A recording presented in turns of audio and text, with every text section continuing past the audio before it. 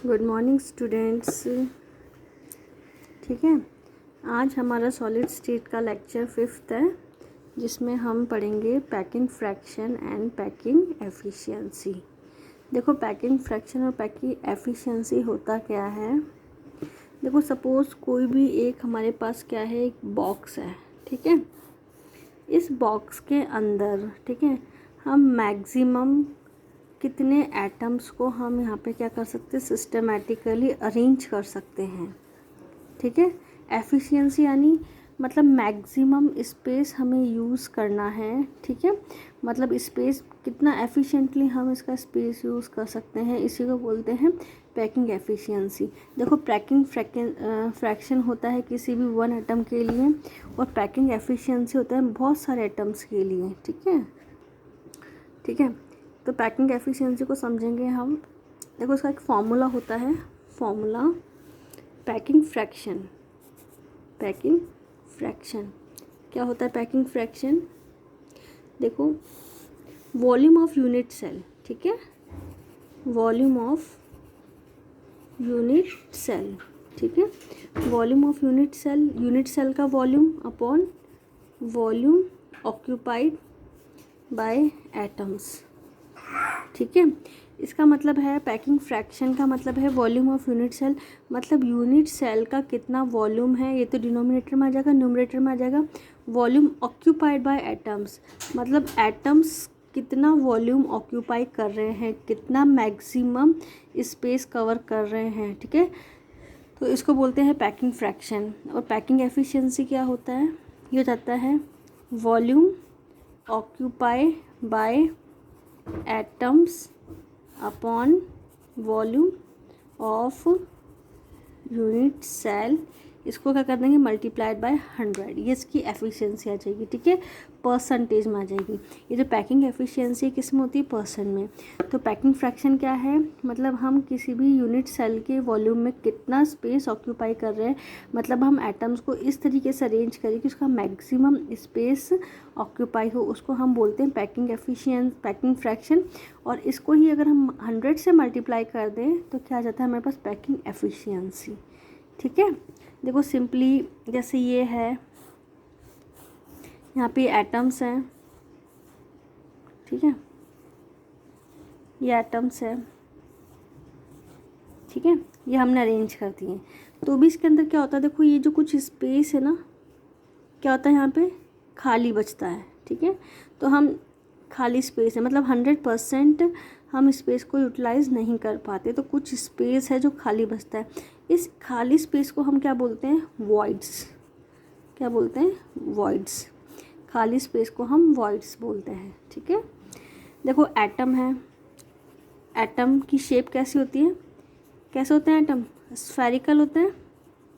ठीक है, तो volume of unit cell, sorry volume occupied by atom. ठीक है, एटम कैसा होगा, स्फेरिकल। तो हमेशा वॉल्यूम ऑफ एटम स्फेरिकल होने की वजह से फॉर्मूला क्या हो जाएगा, वॉल्यूम ऑफ एटम का 4/3πr³। ये फॉर्मूला हमें बार बार काम आएगा, फिर याद रखना है। ठीक है, अब देखो हम सबसे पहले देखेंगे packing efficiency for simple cubic unit cell. ठीक है, सिंपल क्यूबिक यूनिट सेल के लिए हम क्या देखेंगे, पैकिंग एफिशिएंसी देखें।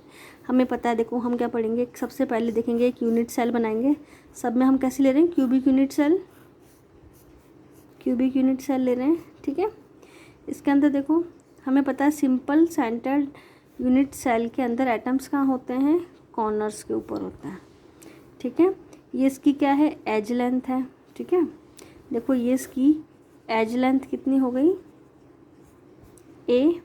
एज लेंथ ए हो गई। Volume of unit cell. ठीक है, देखो वॉल्यूम ऑफ, ये यूनिट सेल कैसा है, क्यूब। तो क्यूब का यूनिट सेल निकालते हैं हम, इसमें length into breadth into height. ठीक है, लेंथ इंटू ब्रेड्थ। अब इसकी देखो क्या है, एज लेंथ ए, तो ए इंटू ए क्या जाएगा हमारे पास, ए क्यूब। इसका वॉल्यूम ऑफ यूनिट सेल है। और हमें पता है सिंपल क्यूबिक सेंटर के लिए आर और ए के बीच में रिलेशन आर और ए के बीच में क्या रिलेशन है, ए इक्वल्स टू 2r। ये हम पहले पढ़ चुके हैं, रेडियस और एज लेंथ का रिलेशनशिप। इसे जो पिछली क्लास में पढ़ा था हमने, रिलेशनशिप पढ़ा था, मैंने उस टाइम बोला भी था कि ये बाद में पैकिंग फ्रैक्शन में हम इसका यूज़ करेंगे, ठीक है। तो ए और आर में क्या रिलेशन है, ए इक्वल्स टू 2r।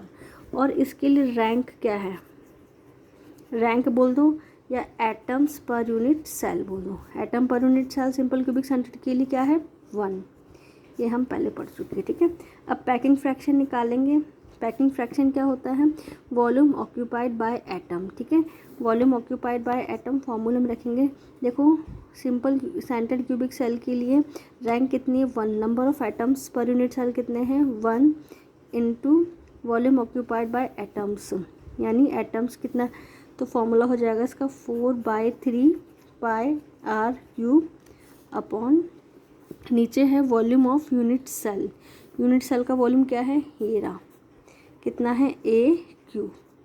इसको कैलकुलेट करेंगे हम। देखो ये 1 से मल्टीप्लाई करेंगे तो 4/3 pi r cube upon a cube. अब देखो ए की जगह, ए की वैल्यू हम रख देंगे यहाँ से, ठीक है, ए आर रिलेशन की यहाँ से रख देंगे, तो ए क्यूब ये हो जाएगा 2r का होल क्यूब, 2r का होल क्यूब, ठीक है। इसको और सिंप्लीफिकेशन मेथड में लिखें, 4/3 को यूँ लिख लो, 4/3, ठीक है, पाई आर क्यूब इंटू 2r का होल क्यूब है, ठीक है। 2 का क्यूब कितना हो गया, 8 इंटू r का क्यूब। थोड़ी बेसिक मैथमेटिक्स तो आती होगी आपको, ठीक है। 2 का अलग से क्यूब करेंगे तो 8 हो जाएगा, r का अलग से क्यूब करेंगे तो r क्यूब हो जाएगा, ठीक है।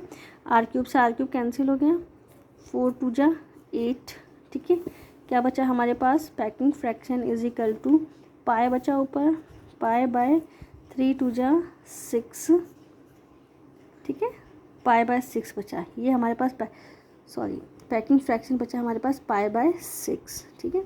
अब देखो पाई की वैल्यू रखेंगे, 3.14 लिख दो या फिर 22/7, 3.14/6, ये आ जाएगा हमारे पास अराउंड 0.52, ठीक है। इसको कैलकुलेट करेंगे जब हमारे पास 0.52, और इसी से देखिए हमारा निकल गया पैकिंग फ्रैक्शन। अब पैकिंग एफिशिएंसी निकालने के लिए क्या करेंगे, पैकिंग फ्रैक्शन को 100 से मल्टीप्लाई कर देंगे, ठीक है। पैकिंग फ्रैक्शन को 100 से मल्टीप्लाई करेंगे तो पैकिंग फ्रैक्शन कितना है, 0.52।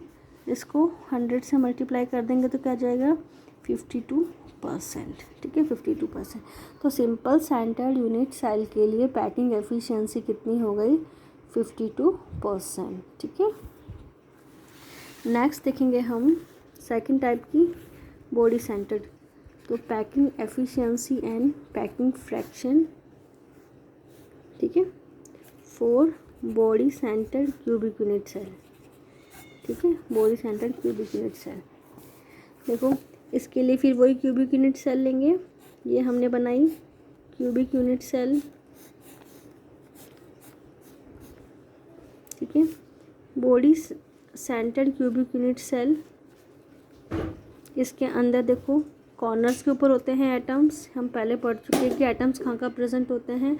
इनके लिए हम number of atoms per unit cell निकाल चुके हैं, सिंपल क्यूबिक सेल के लिए, बॉडी के लिए और फेस सेंटर के लिए। तो इसके अंदर कॉर्नर्स के ऊपर होंगे और एक होगा इसके ऊपर, इसके अंदर सेंटर के ऊपर। तो number of atoms per unit cell निकालेंगे तो इसकी रैंक क्या है, 2, ठीक है, 2, ठीक है। एक तो कॉर्नर्स की देखो 8 कॉर्नर्स, 8 इंटू 1/8 प्लस एक सेंटर की, ये हो गया 8 से 8 कैंसिल, 1 + 1 2, ठीक है, 2 आ जाएगी इसके लिए रैंक। एज लेंथ वो इसके लिए ए, ठीक है, इसके लिए एज लेंथ कितनी हो गई, ए, ठीक है। और आर एंड ए का relation, r and a, BCC के लिए आर एंड ए की रिलेशनशिप हमने पहले निकाल चुकी हैं।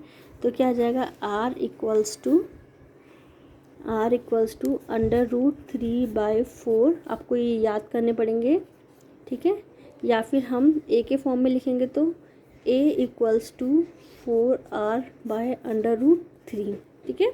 ये हमने लास्ट क्लास में कैलकुलेट किया था, relation between r and a, edge length और रेडियस के बीच में रिलेशनशिप अलग अलग यूनिट सेल के लिए, ठीक है।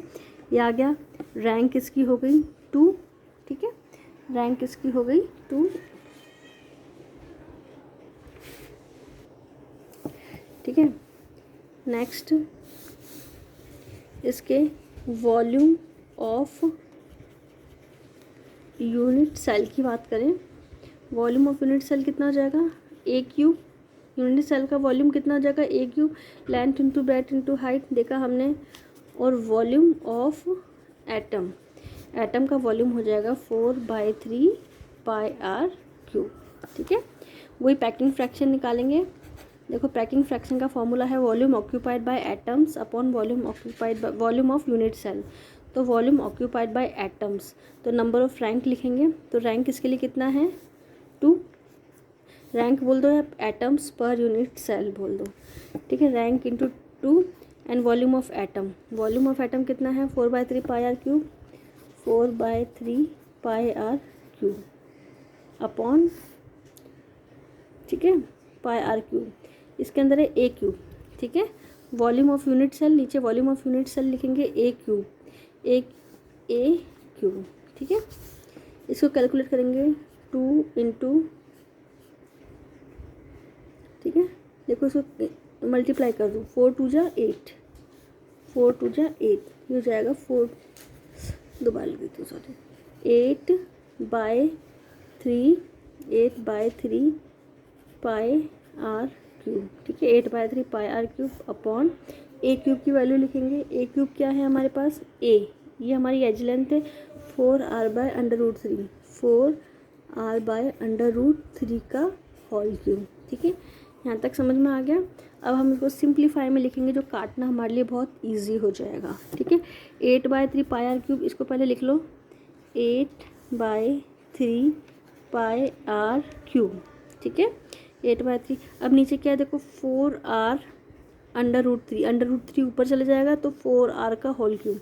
तो देखो 4r का होल क्यूब, 4 का cube, 4 into 4 into 4 into r cube, r cube. अब ये √3 कहाँ चल जाएगा, ऊपर, ये हो जाएगा √3 इंटू √3 इंटू √3। कैंसिल करेंगे, देखो सॉरी, पाई आर क्यूब से आर क्यूब गया, 4 2 जा 8, 2 2 जा 4। ठीक है, 2 2 जा 4, एक 3 से √3 इंटू √3 का हो जाएगा 3 हो जाएगा, ये कैंसिल। ठीक है, बचा क्या है यहाँ पे देखो, ये बचा √3 पाई अपॉन 4 2 जा 8, ये हमारे पास निकल के आया √3 पाई अपॉन 8। ठीक है, इसकी वैल्यू रखेंगे। √3 पाई की वैल्यू क्या होती है, 3.14 अपॉन 8। जब हम इसको कैलकुलेट करेंगे तो हमारे पास कितना आएगा, 0.68। ये हमारे पास बॉडी सेंटर के लिए पैकिंग फ्रैक्शन आ गया।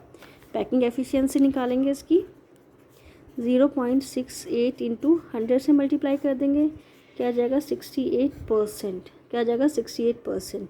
ठीक है, मैंने पहले भी बताया था कि जो भी एम्प्टी स्पेस होती है उसको बोलते हैं वॉइड्स। ठीक है, इसका मतलब है कि packing efficiency body centre cell ने 68% क्या कर रखा है, ऑक्यूपाई कर रखा है स्पेस। तो वॉइड्स कितना हो गया, देखो वॉइड्स कैलकुलेट कर देंगे, मतलब खाली स्पेस, मतलब 68% ऑक्यूपाई किया है तो खाली स्पेस कितना है, वॉइड्स इक्वल्स टू 100 माइनस 68%। ये हो गया हमारे पास 32% वॉइड्स आ गया। ठीक है, नेक्स्ट